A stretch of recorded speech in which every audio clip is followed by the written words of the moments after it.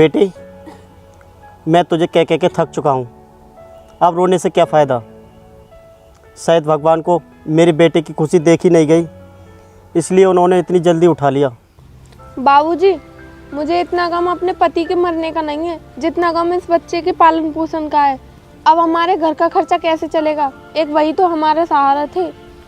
तू चिंता मत कर बहू, भगवान ने हमारे एक बेटे को उठा लिया तो क्या हुआ। अभी मेरा दूसरा बेटा जिंदा है, अब वही चलाएगा हमारे घर का खर्चा। मगर बाबूजी, घर का राशन तक खत्म हो गया है, अब कल का खाना कैसे बनेगा? हमारे पास एक भी रुपया नहीं है जिससे कि हम राशन खरीद सकें। कोई बात नहीं बहू, राजवीर काम कर कर आता ही होगा, मैं उससे कह दूंगा वो राशन ला दे। पर मुझे बहुत ज़ोर से भूख लगी है, तू जाकर मुझे खाना ला दे। माँ मुझे भी खाना था तो मैं भी दादा के संग बैठ कर खाऊंगा। ठीक है, तू जा अपने दादा के पास बैठ, मैं अभी खाना लेकर आती हूँ।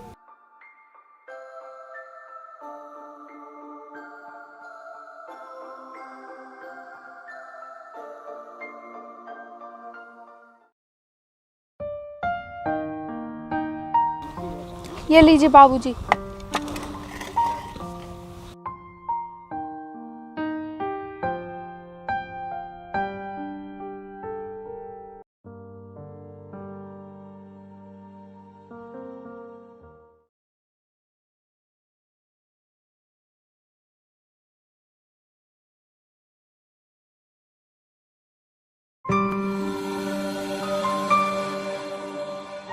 अब ओए बुड्ढे, सारा खाना खत्म मत कर देना, मुझे अभी खाना है, समझा?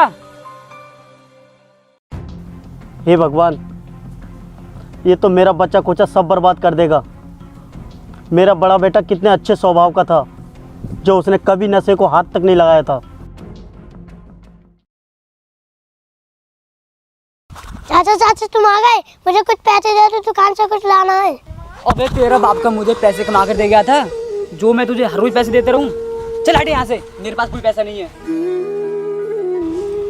अरे देवर जी, तुम्हें जरा सी भी शर्म नहीं आ रही है उनके बारे में ऐसा बोलते हुए? क्या नहीं किया तुम्हारे बड़े भाई ने तुम्हारे लिए? तुम्हें पढ़ाया लिखाया और उनके मर जाने के बाद आज तुम उनका मजाक बना रहे हो।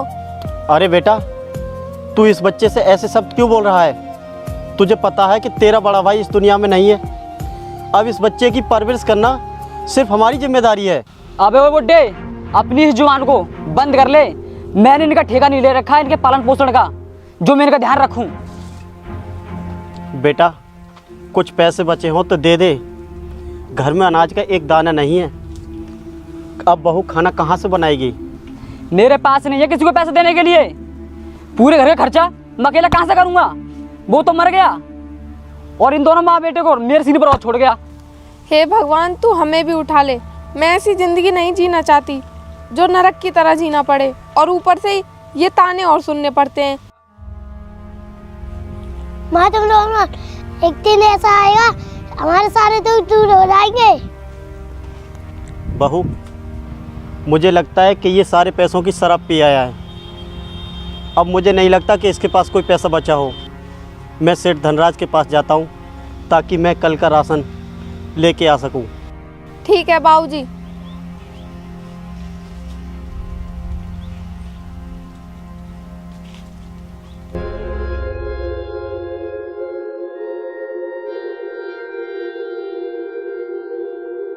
धनराज जी, मुझे कुछ पैसे उधार दे दो।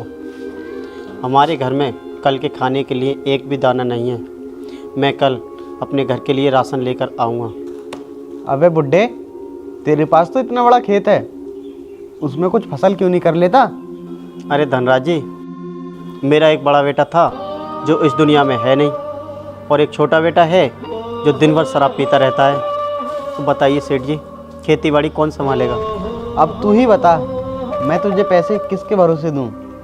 एक बेटा तो तेरा है नहीं और दूसरा शराबी है, फिर तू पैसे कैसे लौटाएगा? ऐसी कोई बात नहीं है धनराज जी। अगर आपको भरोसा नहीं है तो आप अपने पैसों के बदले मेरा खेत गिरवी धर लीजिए और मुझे कुछ पैसे दे दीजिए। ठीक है, तो तू अपने खेत के बदले पैसे मांग रहा है तो मैं तुझे पैसे दे देता हूँ। पंडित जी, कल बैंक से पैसे निकाल कर लाए हैं, वो बैग में ही रखे हैं। जाओ बैग में से पैसे लेकर आओ।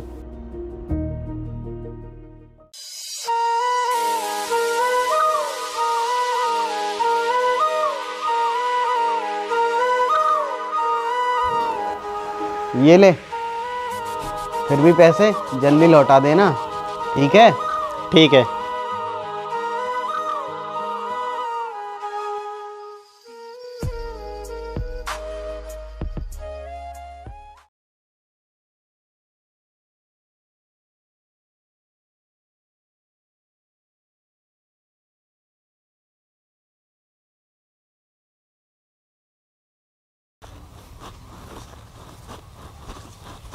बाबूजी, आप कुछ देर इंतजार करिए, मैं अभी लकड़ी बीन कर लाती हूँ, फिर खाना बनाऊंगी।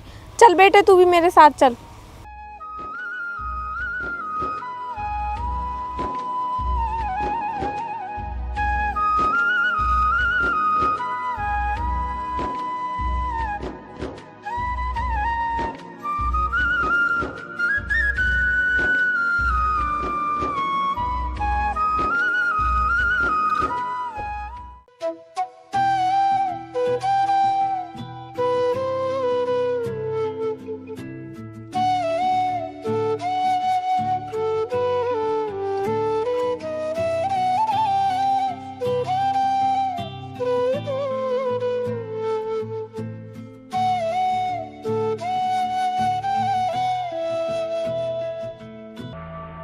अरे लड़की,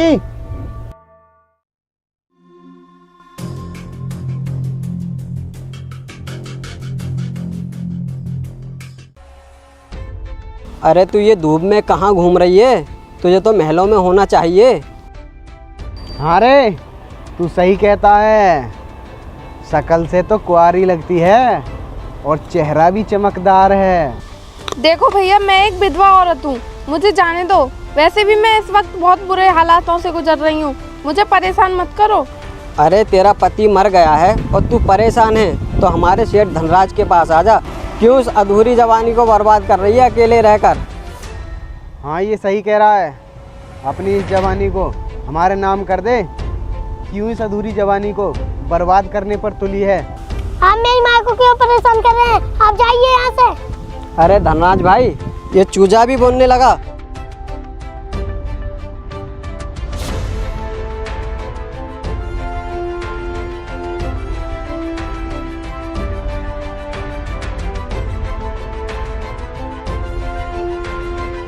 कौन थे ये लोग और ये तुम्हें क्यों परेशान कर रहे थे? और तुम कौन हो? साहब जी, मैं एक दुखियारी औरत हूँ और मेरे पति काफ़ी समय पहले ही मुझे छोड़ के चले गए थे, और ये लोग पता नहीं कौन थे। अरे मैं तुम्हारी ये लकड़ियाँ मैं पहुँचा देता हूँ घर, और इसे भी ले जाऊँगा साथ, और चाहो तो तुम भी साथ चलो।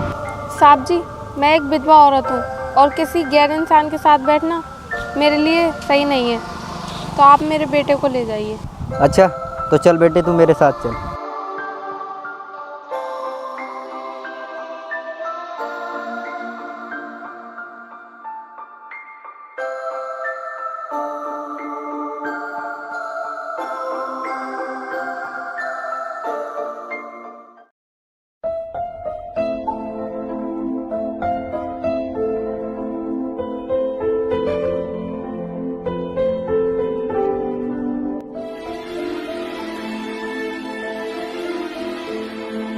अरे बेटा, तेरी माँ कहाँ है? वो नहीं आई?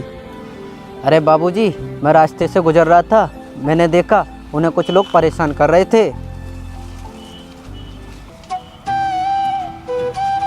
हाँ बाबूजी, ये बिल्कुल ठीक कह रहे हैं। अगर ये नहीं आए होते तो पता नहीं वो लोग मेरे साथ क्या क्या करते।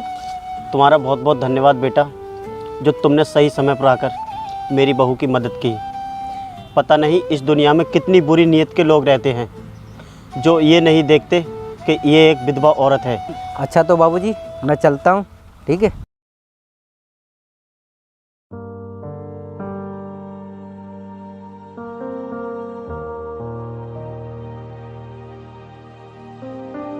पिताजी, ये कौन था और यहाँ क्या करने आया था? बेटा, ये एक बहुत ही अच्छा लड़का था। अगर ये समय पर नहीं आता तो पता नहीं गुंडे तेरी भाभी के साथ क्या करते। गुंडे? वो भी इस विधवा औरत को छेड़ेंगे? पिताजी पागल हो गया क्या? और मैंने सुना है तुम सेठ धनराज से पैसे कर्ज लेकर आए हो? हाँ बाबूजी पैसे तो लाए थे, पर घर खर्च के लिए। तुम तो अपने पैसे देते नहीं हो, सारे पैसे शराब में उड़ा देते हो। अरे कलंगन, तू मेरे भाई को तो खा गई, अब क्या मुझे भी खाना चाहती है? अपना तू मुंह बंद रख। अरे बेटा, तू इस बेचारी को क्यों उल्टा सीधा बोलता रहता है? ये तो वैसे ही अपने पति के मर जाने के बाद बेचारी आधी हो चुकी है। मुझे कुछ नहीं पता पिताजी, मुझे सुबह को हर हाल में पैसे चाहिए। मैं जा रहा हूँ सोने।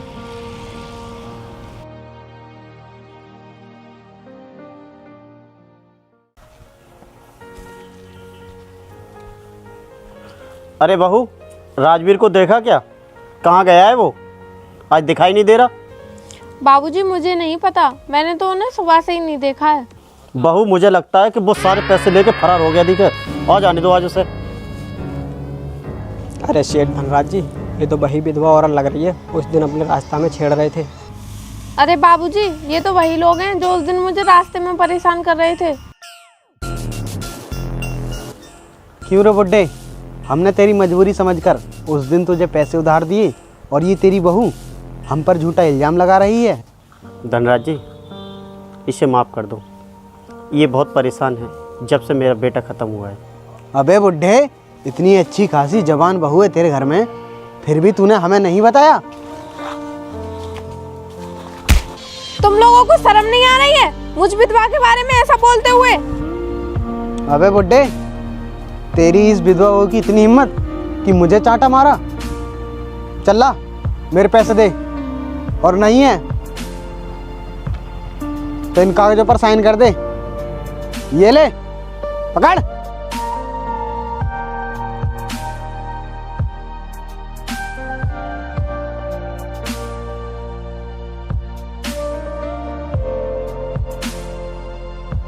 अरे भाई तुम दोनों, और ये सब क्या हो रहा है? देख बुड्ढे, आ गया तेरी विधवा बहू का आशिक। धनराज जी, आप ऐसा मत बोलिए। ये तो मेरी विधवा बहू है, ये ऐसा कैसे कर सकती है? मैं तुझसे पैसे कुछ समय बाद भी ले लेता, लेकिन तेरी इस विधवा बहू ने जो मेरी बेइज्जती की है ना, इसलिए मुझे ये सब करना पड़ रहा है। ये सब छोड़ धनराज, पता तेरा कितना पैसा है इन लोगों पर? जा यहाँ से, कल तुझे मिल जाएगा।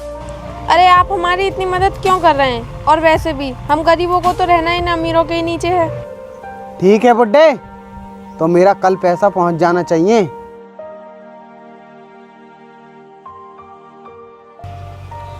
अरे तुम लोग घबराओ मत, अब मैं तुम लोगों के साथ हूँ, और ये धनराज तुम्हारा कुछ नहीं कर सकता। लेकिन बेटा, तुम हमारी क्यों मदद कर रहे हो इतनी? तुम तो हमारे अपने भी नहीं हो।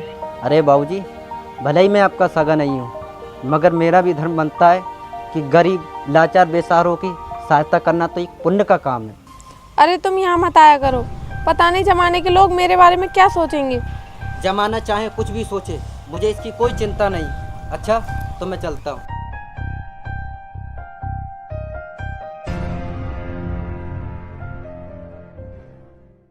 अरे तुमने जो धनराज सेठ के सामने जो बात की थी, क्या वो सच है?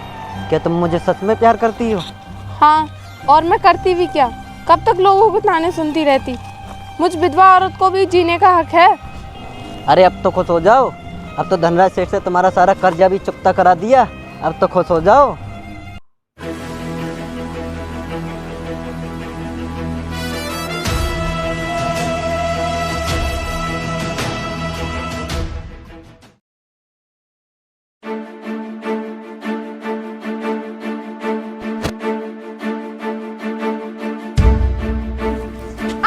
बचाओ, बचाओ, कोई है?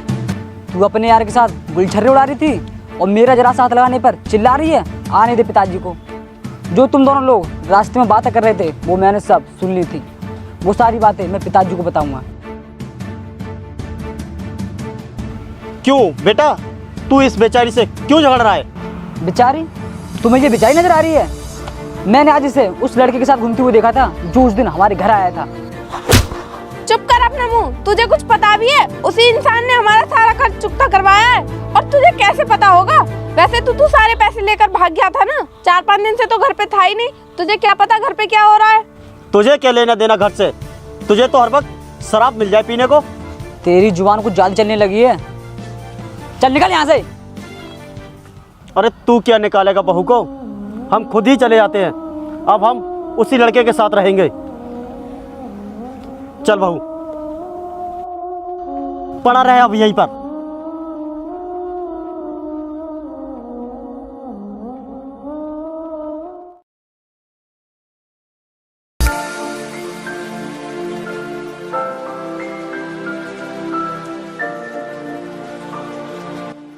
अरे धनराज जी, उदास कैसे बैठे हो? दुकान पर नहीं गई क्या? दुकान कैसे बंद पड़ी है वो? अरे कहाँ है दुकान, वो तो जलकर अब राख हो चुकी है।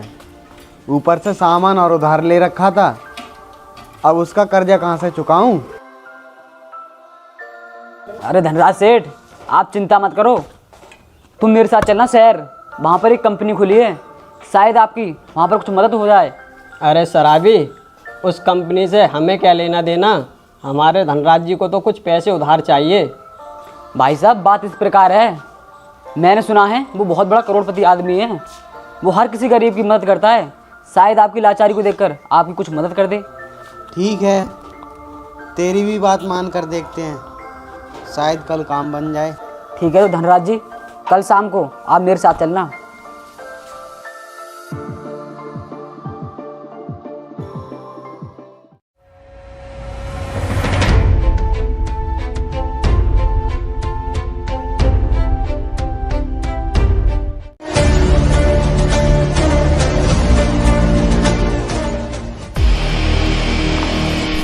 अरे सर, अरे धनराज सेठ, ये तो वही विधवा औरत लग रही है, और अब तो ये अच्छी खासी लगती है। लगता है ये अपनी पति की याद भुलाकर अपने आशिक के साथ रह रही है। तुम्हें अब भी ये बातें करते हुए शर्म नहीं आती, जबकि तुम्हें पता है कि ये मेरे पति हैं। और हाँ, तुम लोग यहाँ क्यों आए हो? और हाँ धनराज सेठ, तुम तो बहुत बड़े आदमी थे। वो बात ऐसी है साहब, अब मैं पहले वाला धनराज सेठ नहीं रहा। अब मेरा सब कुछ खाक हो चुका है, अब मेरे पास कुछ नहीं बचा। हाँ जी सर, सेठ धनराज की दुकानें साली जलकर राख हो गई, और इसी वजह से इन पर कर्जा हो गया। अब आप ही हमारी उम्मीद बचे हैं, अगर आप कुछ पैसों का बंदोबस्त कर दें तो आपका बहुत उपकार होगा। याद कर धनराज सेठ, वो दिन जब तू और तेरा चमचा मेरे ऊपर मिलकर अत्याचार करा करते थे, और अब तेरी हालत कैसी हो गई है बताऊं? और वो ऐसे दुख में धकेल देती है जहाँ से इंसान कभी वापस नहीं आ पाता, फिर वो कभी सुख का मुंह नहीं देख सकता। इसलिए तो लोग कहते हैं कि कभी किसी गरीब को नहीं सताना चाहिए, क्योंकि उस गरीब से निकली हुई बद्दुआ एक दिन इंसान को बर्बाद जरूर कर देती है। हमें माफ़ कर दो, हम आगे से कभी किसी के साथ ऐसा नहीं करेंगे। हाँ पिताजी, हाँ भाभी जी, मैंने जो कुछ आपके साथ किया उसके लिए मैं बहुत शर्मिंदा हूँ, मुझे अपने साथ रख लो, मैं भी तो आपका सगाई हूँ। माफ़ कर दूं, वो भी तुझे? याद कर वो दिन जो तू हम दोनों के साथ कितना अत्याचार करता था, और आज तुझे अपने साथ रख ले। निकल जाए यहाँ से, नहीं करनी तुम जैसे मक्कार लोगों की मदद, जो किसी गरीब और परेशान लोगों की मदद नहीं करते।